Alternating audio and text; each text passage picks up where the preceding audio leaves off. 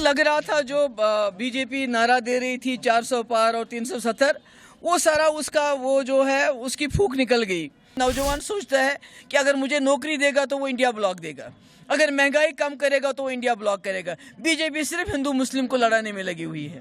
BJP वाले कभी मंगलसूत्र की बात करते हैं, कभी कहते हैं कि कांग्रेस सब कुछ ले जाके मुसलमानों को देगी, मतलब एक कम्युनल माहौल बनाया जा रहा है। जो लग रहा था जो बीजेपी नारा दे रही थी 400 पार और 370, वो सारा उसका वो जो है उसकी फूंक निकल गई।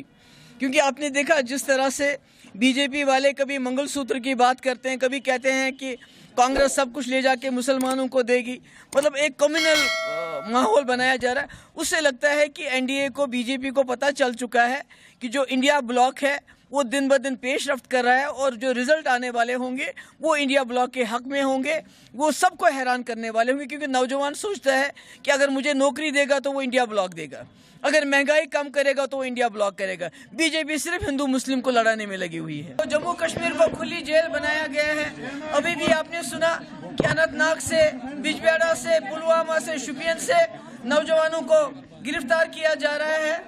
तो उनकी बात कौन करेगा, कौन करता है? जो जम्मू कश्मीर के इस वक्त मसले मसाइल है उनकी बात पार्लियामेंट में कौन करेगा?